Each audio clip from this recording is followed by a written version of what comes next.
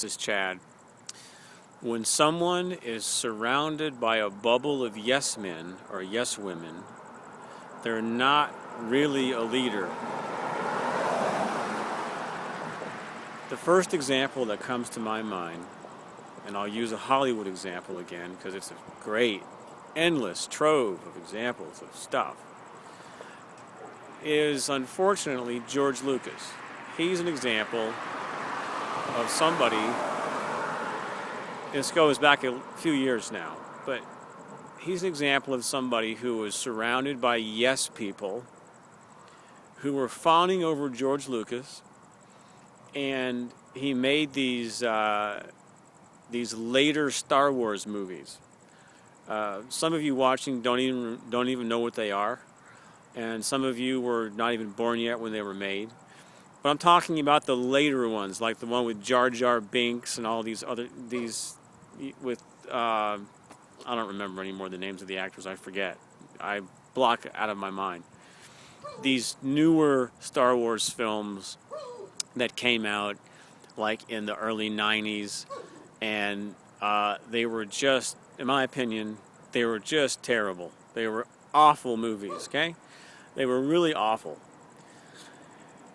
And I watched a documentary on the making of one of them. I think it was the first one. What was it called? I don't even know anymore. Phantom Menace. I think that was the first one in the newer series, the Phantom Menace. And I watched this documentary on it. And there's George, and he's in his inner sanctum with his storyboard artist and his conceptual illustrator and his script guy or script supervisor.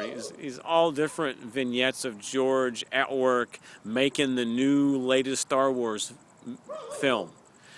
And he's talking about Jar Jar Binks and how he has to be central to the movie. And to me, it was the worst part of the movie.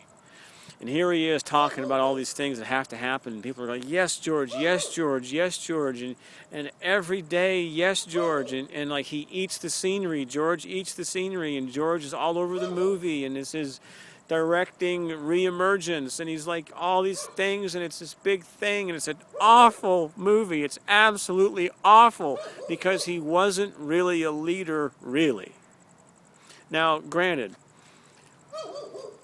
the results speak for themselves. You know, George Lucas's name and his contributions to the world are forever emblazoned in history, and he's vastly, wildly successful. However, something happened along the way.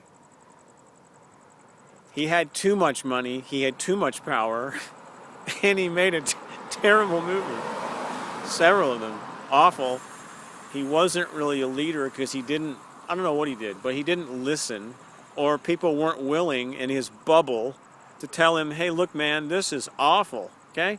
So when people are in a bubble surrounded by yes men and their peers, that's not really a leader. They're pretending to be a leader. Visit the links below the video. Have a good night.